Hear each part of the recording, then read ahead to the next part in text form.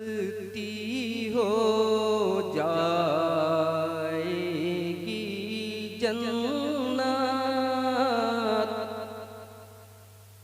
सस्ती हो जाएगी जन्नत, सस्ती हो जाएगी जन्नत,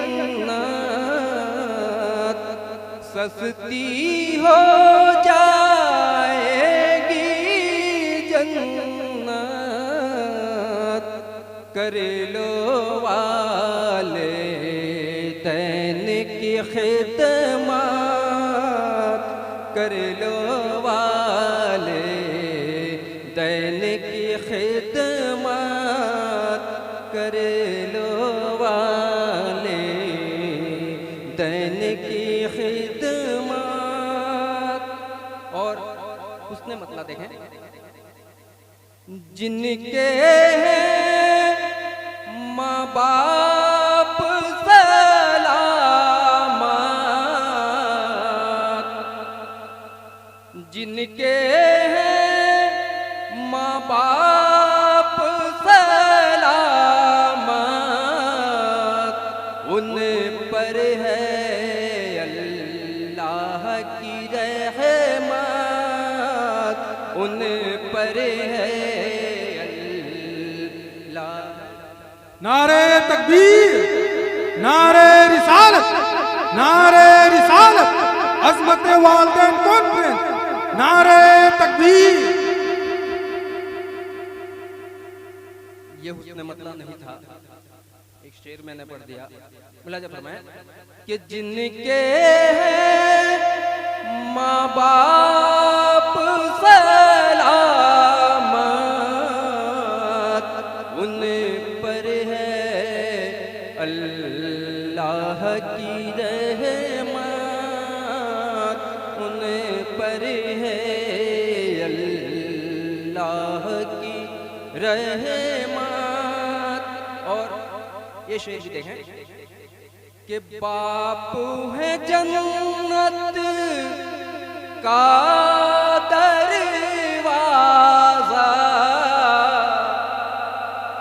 बाप है जन्नत का दरवाजा, माँ के कदमों में है जन्नत, माँ के कदमों में है जन्नत। और ये शेर भी मुलाजा फरमाएं कि दुनिया में भटकेगा दर दर, दुनिया में भटकेगा दर दर, जो न करे माँ बाप की इज्जत, जो न करे माँ बाप की इज्जत, जो न करे माँ बाप की इज्जत। आखिरी शेर मुलाजा फरमाएं कि सुना सुना सुना सुना घर उनके बिन, सुना सुना घर उनके बिन, वालिदैन हैं घर की ज़ीनत, वालिदैन हैं घर की ज़ीनत,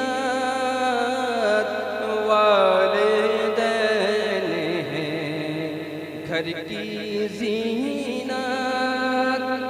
का मुलाजा फरमाएं, आज शफक जो इस काबिल है, आज शफक जो इस काबिल है,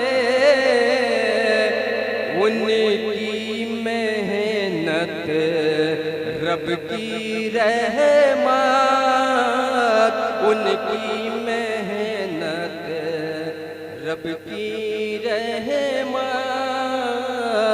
करे लो वाले दैन की खिदमत।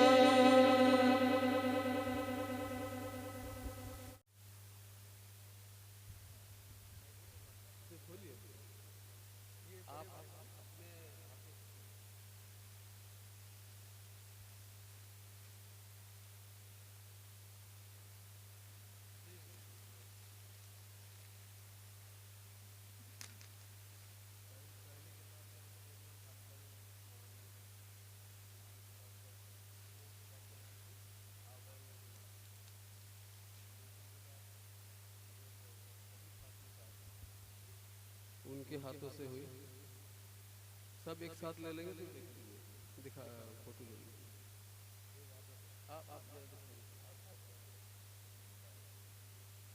ये किताब मैंने कोरोना में छुट्टी में लिखा है और ये उड़ीसा में उर्दू का पहला नावल है। आज तक किसी ने नावल नहीं लिखा है, तो मैंने सोचा अगर आप गौर करेंगे कोरोना को तो ये हमारे लिए एक तरह से रहमत है, क्योंकि कोरोना से पहले जो एक साजिश की गई थी हमें भगाने की, लेकिन अल्लाह ताला ने ऐसे कोरोना को एक तरह से हमारी लिए रहमत बना दिया है कि लोग इसमें उलझ के रह गए हैं। अभी हम लोग, मैं तो कहता हूँ कि बहुत सारे हम मुसलमान सुधर भी गए हैं, और मस्जिद जब बंद हुआ तब पता चला कि मस्जिद जाना कितना ज़रूरी था। तो बहुत सारी बातें आप इस किताब में पढ़ेंगे। और आपको ये भी बता दूं कि ये मेरे उस्ताद, रूहानी उस्ताद भी कह सकता हूँ, मेरे पीर हैं, हुजूर छोटे सरकार किबला का हुक्म था कि किताब कोई भी लिखो कीमत 100 रुपये से ज़्यादा नहीं होना चाहिए, ताकि लोग खरीदें और पढ़ें। नहीं तो तुम अगर किताब मुफ्त में दोगे, वो उसे लेके जहाँ कुरान शरीफ रखते हैं वहाँ रख देंगे, क्योंकि उसमें मेरा तस्वीर होता है। तो मैं किताब मामा जान भी खरीदते हैं, मेरे वालिद साहब भी खरीदते हैं। मैं किताब किसी को मुफ्त में नहीं देता, इसके लिए मैं माजरत चाहता हूँ, क्योंकि ये मेरा हुक्म, मेरे आका का हुक्म है कि लोग जब खरीद के पढ़ेंगे तो पढ़ेंगे। और आपको बता दूं, सही बात यह है कि इस किताब में खर्च 170 रुपये का है, लेकिन हुक्म है तो इसीलिए 100 रुपया रखा है। जिनको भी चाहिए वो ले सकते हैं, यहाँ भी ले सकते हैं, या फिर एनसी हाई स्कूल के पास में बाबलू भाई का किताब दुकान है, वहाँ से ले सकते हैं, या फिर मोइन सबक साहब से कांटेक्ट करके ले सकते हैं। देखिए, हम लोग अगर अपने बच्चों को उर्दू नहीं पढ़ाएंगे, हम लोग अगर उर्दू नहीं पढ़ेंगे, तो मुझे डर है और मैं माफ़ी चाहता हूँ, मुझे लगता है कि हमारे बाद जब हम मर जाएंगे तो हमारे बच्चों को भी हमारी बख्शिश के लिए ढूंढना पड़ेगा कि कौन उर्दू पढ़ने वाला है। ठीक है, हम अपने बच्चों को इंग्लिश मीडियम पढ़ाते हैं, अच्छी बात है, लेकिन घर में कम से कम उर्दू का एक उस्ताद लेके उन्हें उर्दू पढ़ाइए, क्योंकि ये बच्चे आपकी बख्शिश करवा सकेंगे, आपके लिए फातिहा करवाएंगे। हमारे इस्लाम की बहुत सारी किताबें उर्दू ज़बान में ज़्यादा हैं, अभी इंग्लिश में और हिंदी में आ गई, लेकिन उर्दू ज़बान में ज़्यादा हैं किताबें। इसलिए अगर आप उर्दू पढ़ेंगे तो इस्लाम के बारे में ज़्यादा अच्छी तरह जान सकेंगे।